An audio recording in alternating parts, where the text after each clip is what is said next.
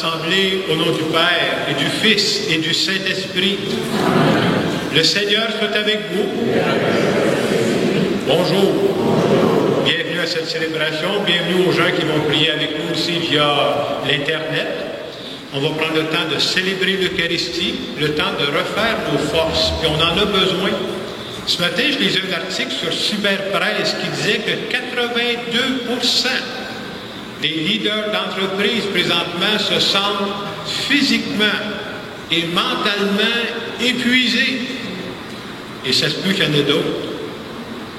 Mais la bonne nouvelle qu'on va se faire dire, nous autres, aujourd'hui, c'est que Jésus va parler des brebis sans berger. C'est ça, c'est des gens qui disent, il me semble que j'ai plus d'énergie, je ne sais plus quoi faire.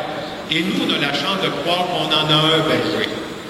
Même quand on se sent fatigué, même quand on se sent épuisé, nous croyons que Dieu veille sur nous. Et quand on vient de prier, comme cet après-midi, je viens de dire à Dieu, viens nous aider à refaire nos forces intérieures. On a besoin de toi. Je vous invite à vous asseoir.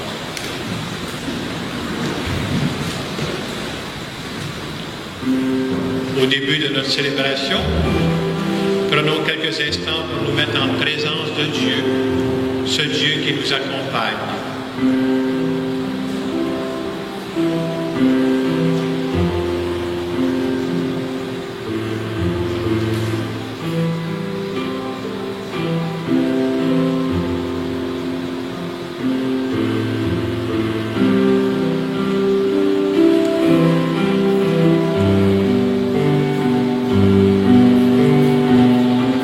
Seigneur Jésus, tu te laissais toucher par des gens en détresse. Pour toutes les fois où je pense seulement à mes petits besoins personnels, je te demande pardon. Seigneur, prends pitié.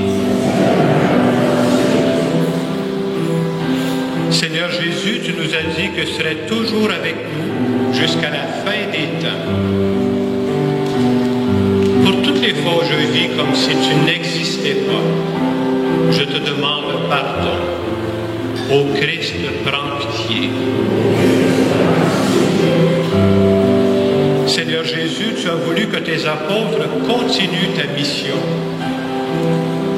Pour toutes les fois où j'oublie que tu veux passer par moi pour faire du bien dans notre monde, je te demande pardon. Seigneur, prends pitié. Que ce Dieu qui nous aime et qui nous accompagne, qu'il nous bénisse. Le Père, le Fils et le Saint-Esprit. Amen. On peut se lever pour le chant du gloire à Dieu.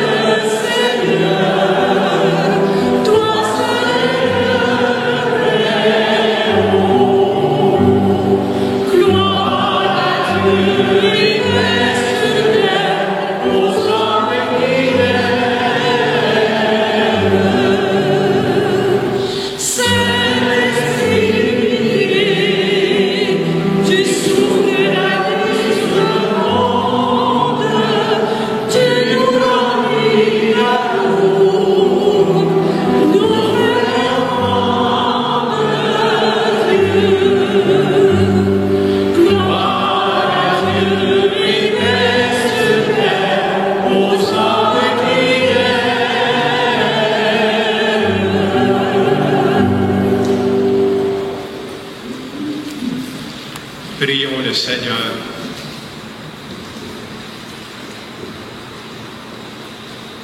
Sois favorable à tes fidèles, Seigneur, et multiplie les dons de ta grâce. Entretiens en eux la foi, l'espérance et la charité, pour qu'ils soient attentifs à garder tes commandements. Par Jésus-Christ, ton Fils, notre Seigneur et notre Dieu, qui vit et règne avec toi dans l'unité du Saint-Esprit, maintenant et pour les siècles des siècles.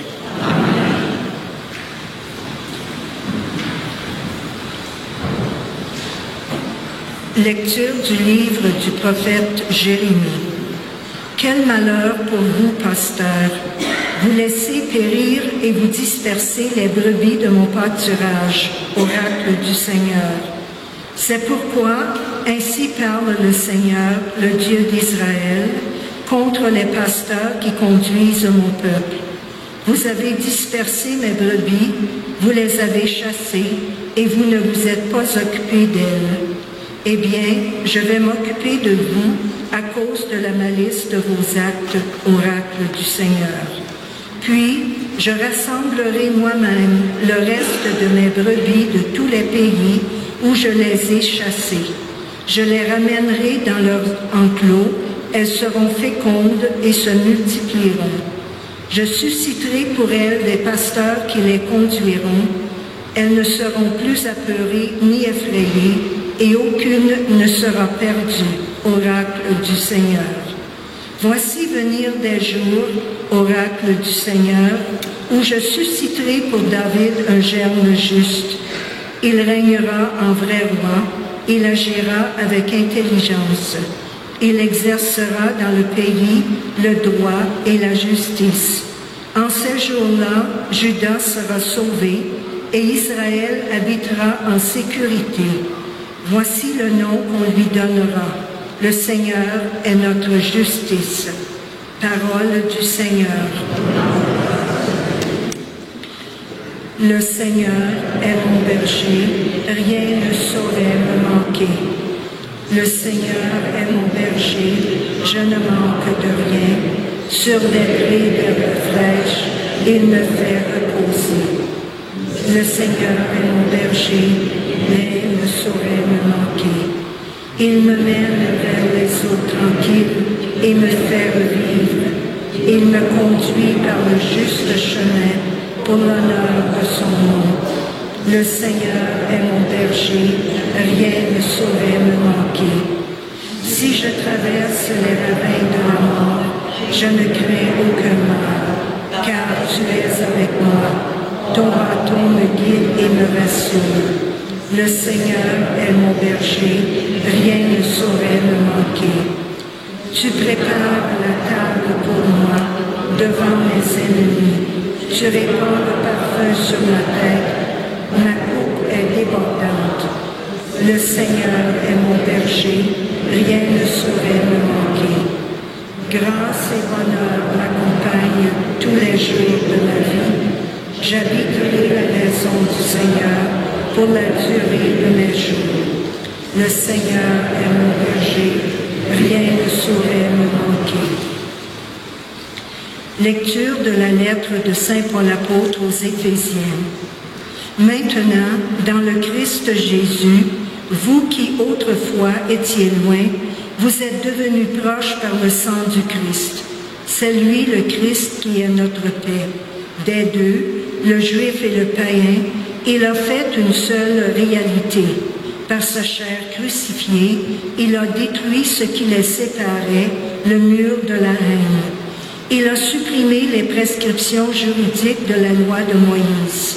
Ainsi, à partir des deux, le juif et le païen, il a voulu créer en lui un seul homme nouveau, en faisant la paix et réconcilier avec Dieu les uns et les autres, en un seul corps par le moyen de la croix. En sa personne, il a tué la haine. Il est venu annoncer la bonne nouvelle de la paix pour vous qui étiez loin, la paix pour ceux qui étaient proches. Par lui, en effet, les uns et les autres, nous avons dans un seul esprit accès auprès du Père. Parole du Seigneur.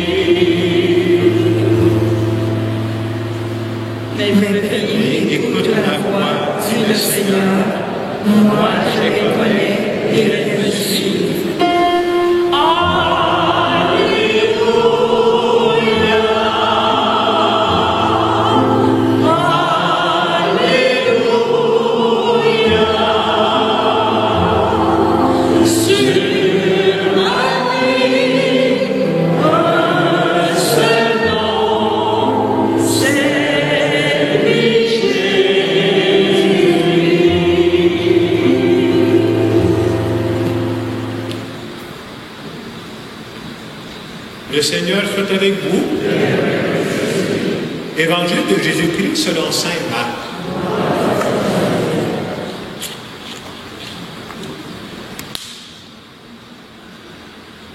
En ce temps-là, après leur première mission, les apôtres se réunirent auprès de Jésus. Ils lui annoncèrent tout ce qu'ils avaient fait et enseigné. Il leur dit, « Venez à l'écart dans un endroit désert et reposez-vous un peu. » De fait, ceux qui arrivaient et ceux qui partaient étaient nombreux et l'on n'avait même pas le temps de manger. Alors ils partirent en barque pour un endroit désert à l'écart. Les gens les virent s'éloigner et beaucoup comprirent leur intention. Alors à pied, de toutes les villes, ils coururent là-bas et arrivèrent avant eux. En débarquant, Jésus vit une grande foule. Il fut saisi de compassion envers eux, parce qu'ils étaient comme des brebis sans berger. Alors, il se mit à les enseigner longuement. Acclamons la parole de Dieu.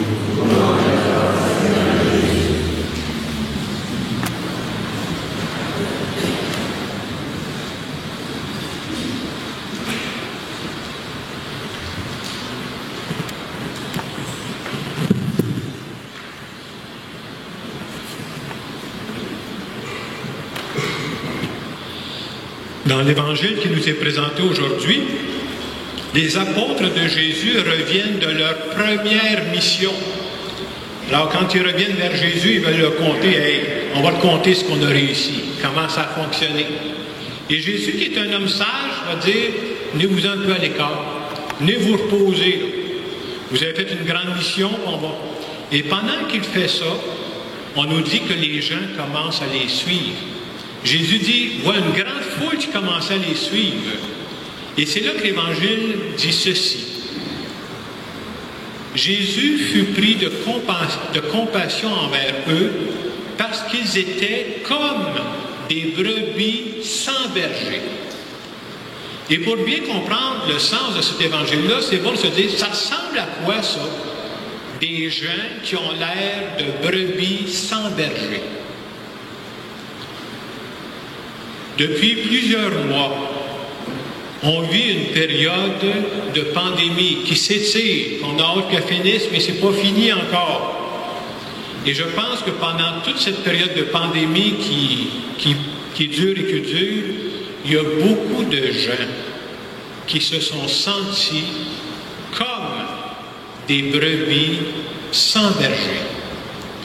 C'est-à-dire, depuis de longs mois, nos contacts avec les autres ont été réduits au minimum.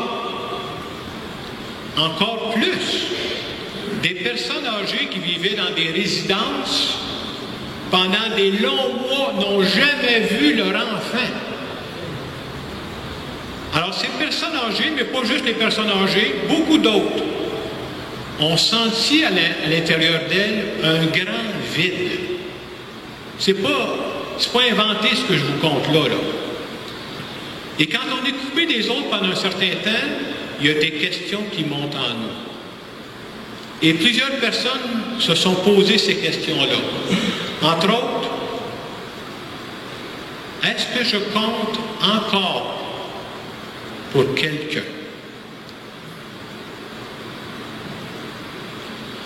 Est-ce qu'il y a encore des personnes quelque part qui pensent à moi?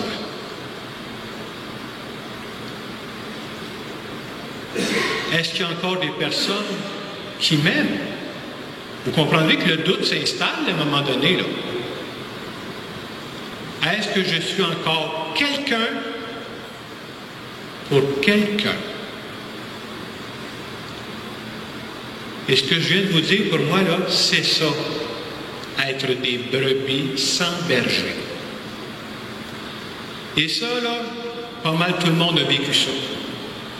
Moi, je crois sincèrement qu'il y a dans notre monde, pas juste qu'il y avait, il y a encore dans notre monde beaucoup de gens qui se sentent comme des brebis sans berger. Il y a des personnes âgées, mais il y a des jeunes aussi qui vivent exactement la même chose. Et si on va être honnête, on peut tous reconnaître qu'à un moment ou l'autre, on est passé par une période qui ressemblait à ça. Et devant toutes ces brebis sans berger qui se sont senties comme ça et qui se sentent encore comme ça, qu'est-ce que la parole de Dieu vient nous dire aujourd'hui? Parce que je crois que la parole de Dieu nous parle pour aujourd'hui. Moi, je retiens de la parole de Dieu de la fin de semaine, elle vient nous dire principalement deux choses. Premièrement, la parole de Dieu vient nous dire que dans ces moments où on a vécu ça, nous n'étions pas sans berger. Nous croyons qu'il y a un Dieu qui veille sur nous. Nous croyons que nous avons du prix aux yeux de Dieu et que Dieu nous aime personnellement. Mais c'est bon de savoir aussi, parce qu'on peut tous passer par là, j'ai beau croire en Dieu, il peut y avoir des périodes de ma vie où je ne sens pas Dieu. Ici, ça vous allez de temps en temps, les grands saints ont connu ça, les grandes saintes, on voit ça votre pas là. Et c'est bon de se dire que même quand moi je ne sens plus Dieu, Dieu est encore présent dans ma vie. Deux choses distinctes. Donc, premièrement, pour moi, je retiens ça. Deuxièmement, qu'est-ce que la parole de Dieu veut nous dire? Si c'est vrai qu'il y en a tant que ça, des brebis sans berger dans notre monde, Dieu veut passer par nous pour être des bons bergers pour les gens autour de nous. Dieu veut passer par nos cœurs pour rassurer d'autres cœurs. Je fais le lien plus précisément avec nous. Vous savez, dans notre projet d'Église vivante, nous autres, on veut essayer d'être des bergers dans notre monde d'aujourd'hui. Et comment on va faire ça? De différentes façons. Premièrement, on veut être des bergers pour, je dirais, pour les gens qui fréquentent nos églises, mais pas juste ça. Oh, non, non. On manquerait notre mission si on faisait juste ça. On veut aussi être des bons bergers pour les gens qui ne fréquentent pas nos églises. C'est Jésus qui nous demande ça. Comment on veut faire ça? D'abord par des moyens de ce que j'appelle des parcours de croissance spirituelle, par des célébrations, mais pas juste ça. Par le parcours alpha qu'on offre, aussi par des parcours de 40 jours. Je vais en parler un peu plus la semaine prochaine de ces parcours de croissance spirituelle qu'on va offrir dans les mois à venir. Pourquoi on veut ça? Pour se rappeler constamment que nous sommes accompagnés par Dieu. On a besoin de réentendre ça. On est aimé personnellement par Dieu. Mais aussi, dans notre vision d'Église vivante, ce n'est pas suffisant ce que je viens de dire. Nous voulons être aussi des bergers en agissant collectivement au nom de notre foi dans ce monde-là. Déjà, j'ai commencé à en parler il y a quelques semaines. Je vous parlais qu'on a un organisme qui est venu en aide à des familles pauvres. On a aidé une quarantaine de familles pauvres qui vivaient des difficultés d'une façon spéciale dans cette pandémie. Et quand j'en ai parlé, beaucoup de gens disaient, bon, on est content qu'on a fait ça. Au nom de l'Église vivante, là, on a pris soin de ça. En fin de semaine, je vais vous parler d'un autre organisme qui fait partie de l'Église vivante, qui s'appelle Mission Soutien. Ça fait déjà, j'oublie, ma mémoire n'est pas bonne, mais ça doit faire 2-3 ans. En tout cas, 2-3 ans que ça existe, au moins. Et le premier but de Mission Soutien, qui fait partie de l'Église vivante, c'est quoi? C'est de prendre soin des personnes qui sont atteintes du cancer. Alors, quand on a commencé, il y avait dans l'équipe, tantôt je vais vous en présenter, parce qu'il y en a quelques-uns qui sont parmi nous aujourd'hui, des gens qui sont habiles de leurs mains pour faire de la couture, du tricot, etc. La première activité qu'ils ont faite, c'est de faire des bonnets pour les personnes, les femmes qui font des traitements de cancer et qui perdent leurs cheveux. Alors, on faisait ces bonnets-là, on donnait ça par l'entremise de la Société canadienne du cancer. Je trouvais que c'est une belle façon de dire, quand tu as le cancer, on t'a entendu que tu étais une brebis sans berger. Hein? Tu te sens complètement à part du monde. On a pensé à eux autres. On n'avait pas prévu, même si on a planifié beaucoup de choses avec Mission Soutien, on n'avait pas prévu qu'il y aurait une pandémie. Je ne sais pas si vous autres, vous l'aviez prévu, là. Puis à un moment donné, quand c'est arrivé, bien, la Société canadienne du cancer a fermé. On s'est dit, hey, on a des talents, là. On a des gens qui sont capables de faire la couture, on a des gens qui sont capables de tricoter. Y aurait-il un besoin qu'on pourrait remplir dans notre monde d'aujourd'hui? Et quand c'est arrivé au mois d'avril 2020, vous voyez, je vous fais reculer en arrière, vous savez qu'est-ce qui commençait à parler? Ils disaient, bien là, avec la pandémie, va falloir commencer à porter des masques. Hein? Pas vrai? Ça va-tu se faire? On n'a pas de marche chez nous, comment faire ça? Alors, ces gens-là qui sont élevés de leurs mains ont dit, bien, nous autres, on a du tissu, on va commencer à faire des masques. Et elles ont fait plus de 2000 masques. On a annoncé ça dans les journaux à Saint-Hyacinthe, vous auriez dû voir ça, il y avait des files d'attente. Ça partait du presbytère, ça allait jusqu'à la rue en arrière. On a donné gratuitement des masques à toutes les personnes qui le voulaient à Saint-Hyacinthe. Moi, je trouve que c'est une belle occasion de montrer qu'on était attentif aux besoins de notre monde. Et depuis ce temps-là, le groupe Mission Soutien aide aussi 5 organismes de Saint-Hyacinthe qui s'occupent des familles pauvres. Entre autres, je suis allé avec Lise Trudel, qui est la responsable au groupe Grand Galop, si je ne déforme pas le nom, qui aide des familles pauvres. C'est un Grand Galop, c'est en lien avec le docteur Julien, qu'on entend parler de temps en temps à la télévision, pour aider les familles pauvres. Moi, je pense qu'on peut dire qu'à travers Mission Soutien de l'Église vivante, on a pris soin des brebis sans berger. Et à chacune des célébrations de la fin de semaine, il y a des membres de Mission Soutien qui vont être là. Je vais les inviter à se lever pour dire ce sont nos représentantes, ce sont elles qui ont agi en notre nom. Alors, je vous invite à vous lever, s'il vous plaît. Puis on pourrait les applaudir.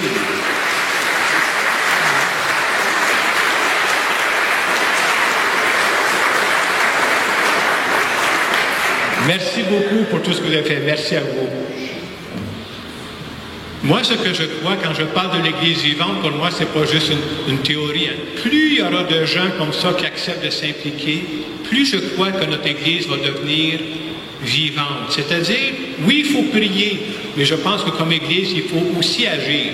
Puis on me disait, vous savez, ils ont d'autres projets. Alors, s'il y a des gens qui veulent s'impliquer, s'il y a des gens qui ont des talents, s'il y a des personnes qui sont bonnes en couture, en tricot, puis en d'autres projets aussi qui s'en viennent, moi, je vous invite à donner votre don, parce que quand on agit ensemble comme Église, on a beaucoup plus d'impact que quand on agit tout seul dans notre coin. C'est la force d'un organisme qui fait partie de l'Église vivante comme ça. En terminant mon homélie, j'aimerais tout simplement faire une prière en notre nom à tous.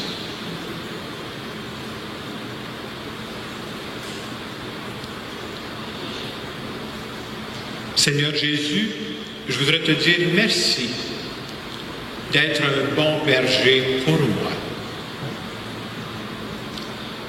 Merci de t'intéresser à ma petite vie. Merci de t'intéresser à tout ce qui m'arrive. Et je sais, Seigneur Jésus, que tu veux passer par moi pour être un bon berger pour des brebis sans berger autour de moi. Et aujourd'hui, Seigneur Jésus, je te demanderai de plus en plus que des personnes qui acceptent de s'impliquer comme elles le font à Mission Soutien, pour qu'on devienne de plus en plus une Église vivante comme tu la veux. Amen. Et dans les secondes qui viennent, je vous invite à penser, est-ce qu'il y aurait dans votre entourage présentement des personnes que vous connaissez là, qui ressemblent à des brebis sans berger, c'est-à-dire des personnes qui sont peut-être fatiguées physiquement, mais plus que physiquement, psychologiquement, mentalement. Et peut-être que ces personnes-là auraient besoin simplement d'une parole, un petit geste. Je vous laisse quelques instants pour en parler avec Dieu.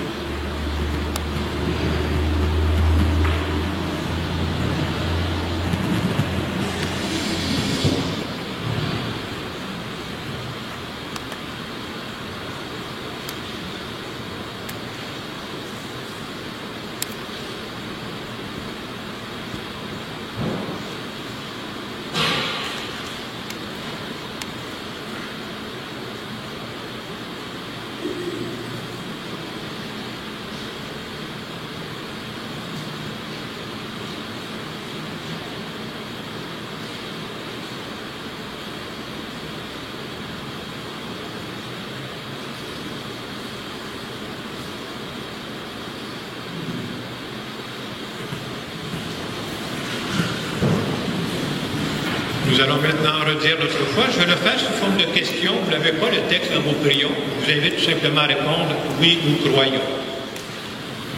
Croyez-vous en Dieu notre Père, qui nous offre son amour et nous fait voir le salut en son Fils Jésus-Christ? Croyez-vous en Jésus, le Messie attendu, le bon berger qui porte ses brebis sur son cœur. Croyez-vous en l'Esprit en qui nous avons été baptisés, qui nous habite et qui garde vive notre espérance? Je vous invite à vous asseoir.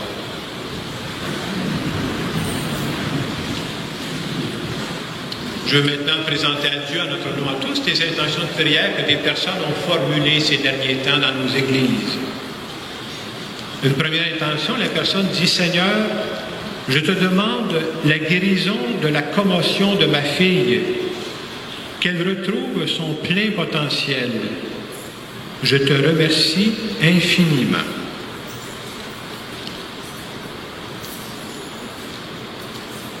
Seigneur, nous te prions. Cette deuxième intention, la personne dit « Pour ma nièce, qui a eu des difficultés de santé et qui attend son premier bébé. »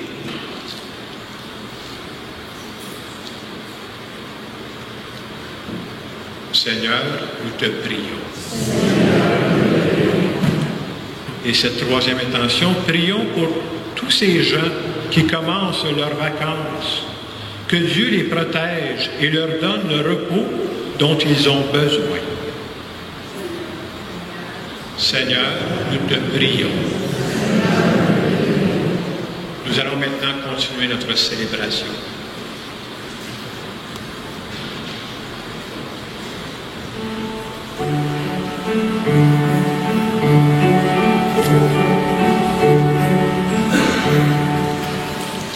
Jésus, je voudrais te prier avec les mots si simples de mon enfance. Jésus, je voudrais te prier, mais surtout n'oublie pas que j'oublie quelquefois.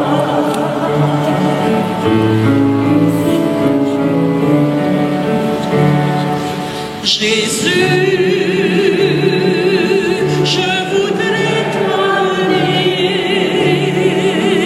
au jardin plein de rêves de mon enfance. Jésus, je voudrais t'emmener, mais ce temps est passé. Apprends-moi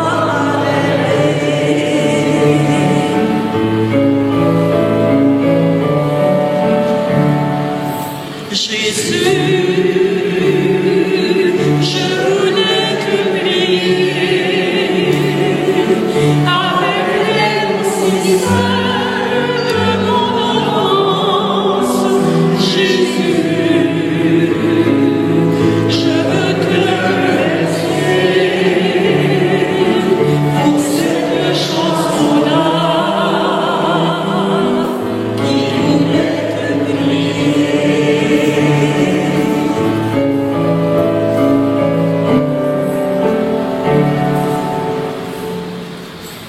Prions ensemble au moment d'offrir le sacrifice de toute l'Église. Dans l'unique et parfait sacrifice de la croix, soient portés à leur achèvement, Seigneur, les sacrifices de l'ancienne loi.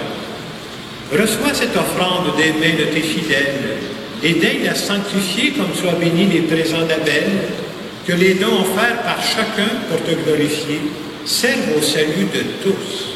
Par Jésus le Christ, notre Seigneur. La suite se trouve à la page 19 dans vos prions.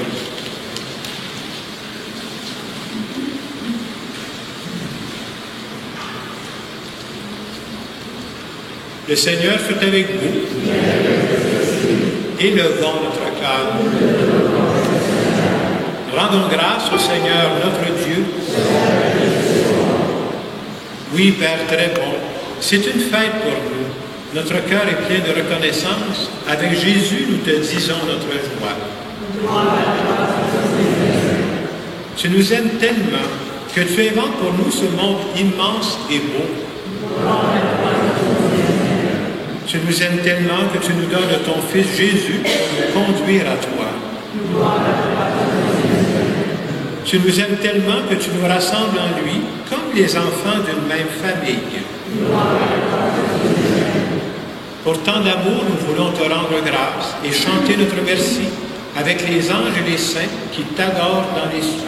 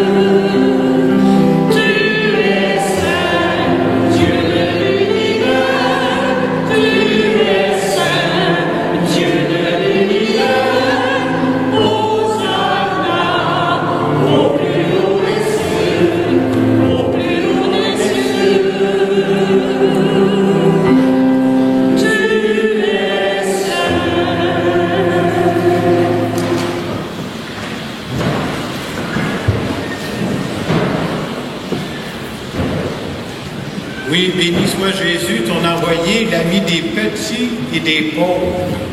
Il est venu nous montrer comment nous pouvons t'aimer et nous aimer les uns les autres. Il est venu arracher du cœur des humains le mal qui empêche l'amitié, la haine qui empêche d'être heureux. Il a promis que l'Esprit Saint sera avec nous chaque jour pour que nous vivions de ta vie.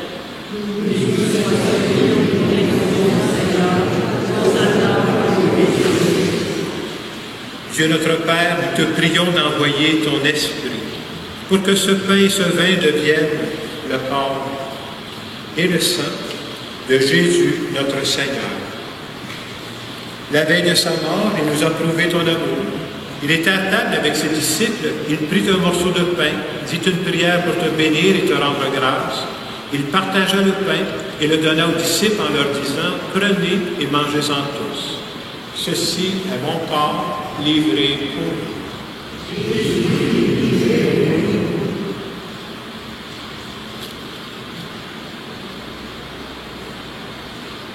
Il prit ensuite une coupe remplie de vin. Il dit encore une prière pour te rendre grâce. Il fit passer la coupe à chacun en leur disant, « Prenez et buvez-en tous, car ceci est la coupe de mon sang, le sang de l'alliance nouvelle et éternelle, qui sera versé pour vous et pour la multitude en rémission des péchés. » Et puis il leur dit, « Vous ferez cela en mémoire de moi. »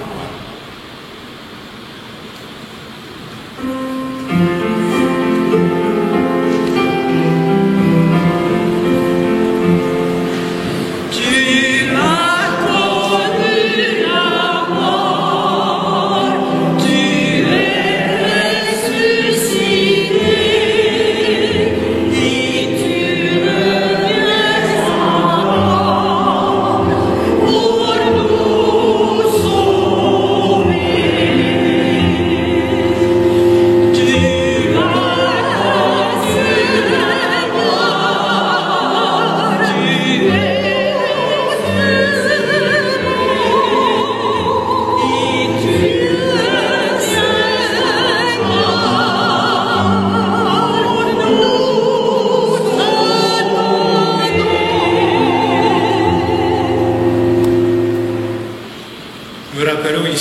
Père très bon, la mort et la résurrection de Jésus, le Sauveur du monde.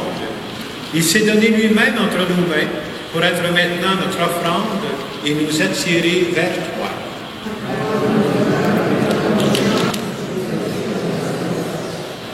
Exauce-nous, Seigneur notre Dieu. Donne ton esprit d'amour à ceux qui partagent ce repas. Qu'ils soient de plus en plus unis dans ton Église avec le pape François, notre évêque Christian, les autres évêques et tous ceux qui travaillent pour ton peuple. N'oublie pas les personnes que nous aimons et les personnes que nous n'aimons pas assez. Souviens-toi aussi des gens qui sont décédés et on veut prier aujourd'hui en particulier pour Marcel Gingras, pour Rosa Robichaud et pour Réal Giard. Accueille tous nos défunts avec amour dans ta maison. Rassemble-nous un jour près de toi avec la Vierge Marie, la Mère du Christ et notre Mère, pour la grande fête du ciel dans ton royaume. Alors tous les amis de Jésus, le Christ notre Seigneur, pourront te chanter sans fin. Par lui, avec lui et en lui, à toi, le Père puissant, dans l'unité du Saint-Esprit, l'honneur, le roi, les siècles des siècles. Amen. Plus j'avance dans ma foi, plus je suis convaincu que quand on prend soin des gens qui sont mal pris, on ne se trompe pas. C'est sûr qu'on fait ce que Dieu attend de nous. Et il y en a des gens, il y en a beaucoup. Ces derniers temps, j'ai rencontré des personnes qui étaient gravement malades, ça veut dire le cancer, je ne sais pas trop quoi. Et ce qui me frappe, à côté d'une personne gravement malade, je rencontre tout le temps une personne qui est là pour l'aider, pour l'accompagner. Ça, pour moi, là, c'est la preuve que Dieu suscite de la générosité encore aujourd'hui dans notre monde. Et nous voulons, à notre façon, nous autres aussi, le faire autour de nous. Notre Père, qui es aux cieux, que ton nom soit sanctifié, que ton règne vienne, que ta volonté soit faite sur la terre comme au ciel. Donne-nous aujourd'hui notre pain de ce jour. Pardonne-nous nos offenses, comme nous pardonnons aussi à ceux qui nous ont offensés. Ne nous laisse pas entrer en tentation, mais délivre-nous du mal. Délivre-nous de tout mal, Seigneur, et donne la paix à notre temps. Par ta miséricorde, libère-nous du péché. Rassure-nous devant les épreuves. En cette vie, nous espérons le bonheur que tu promets et l'avènement de Jésus-Christ, notre Sauveur.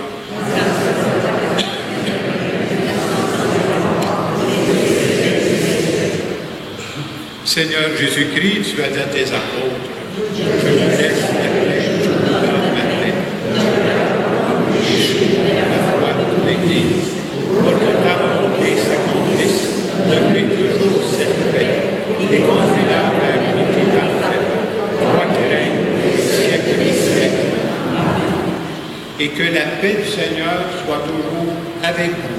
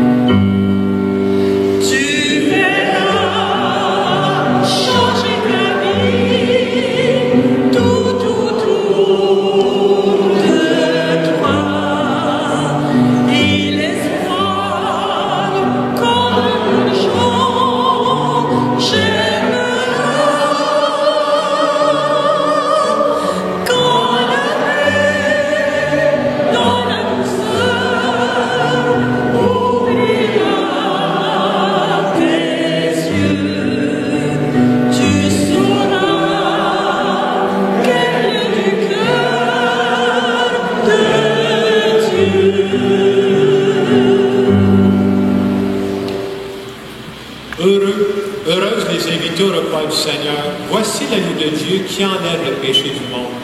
Seigneur, je suis digne de ta parole, mais seulement ta parole, je serai guéri. Le corps du Christ. Amen.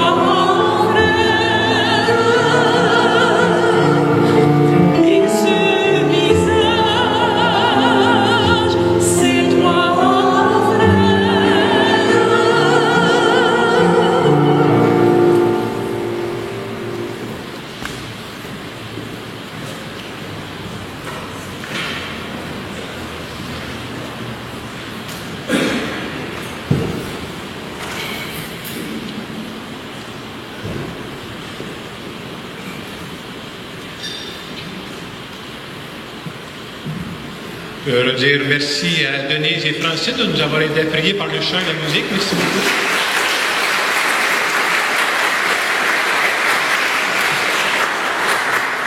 Je veux dire merci aussi à toute l'équipe de Mission Soutien. Merci de vous être déplacés. Merci surtout pour ce que vous faites. Et quand j'y pensais, quand je serai un vieux prêtre, et c'est pas arrivé, je prends la peine de préciser, quand je serai vieux, je suis sûr que je serai fier d'une chose. À chaque fois qu'on aura aidé des petits et des pauvres, je serai sûr de mon coup qu'on ne se sera jamais trompé. Alors merci encore une fois, on peut les applaudir.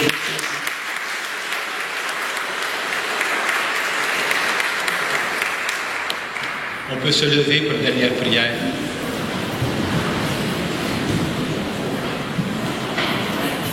Dieu très bon, reste auprès de ton peuple, car sans toi, notre vie tombe en ruine. Fais passer une vie nouvelle ceux que tu as initiés au sacrement de ton royaume, par Jésus le Christ, notre Seigneur. Prenons quelques secondes pour nous recueillir. Tu nous as rappelé aujourd'hui, Seigneur, que tu veux passer par nous pour prendre soin des brebis sans berger. Et il y en a plein dans notre monde. C'est pourquoi nous te demandons de nous bénir. Au nom du Père et du Fils et du Saint-Esprit. Allez dans la paix du Christ. Une bonne semaine. Merci.